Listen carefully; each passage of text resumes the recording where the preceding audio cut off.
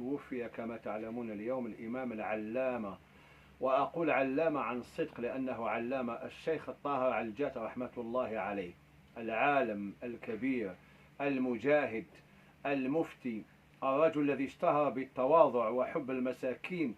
إذا ممكن أن نجمع كلمة عن هذا الشيخ الكبير والعالم الكبير، هو أنه كان يعمل على توحيد الأمة الجزائرية.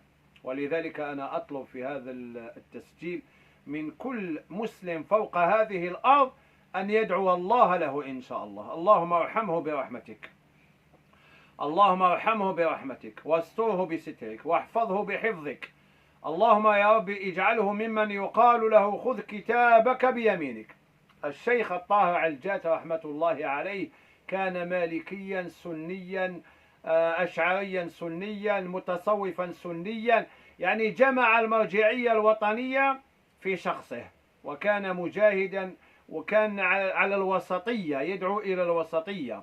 ولذلك نحن على طريقه. العلماء هم السادة، العلماء هم القادة. ولذلك أقول لكم دائما إذا اقتدى الشعب بالعلماء فلا تخافوا عليه، الخوف أن يقتدي بالجهلة.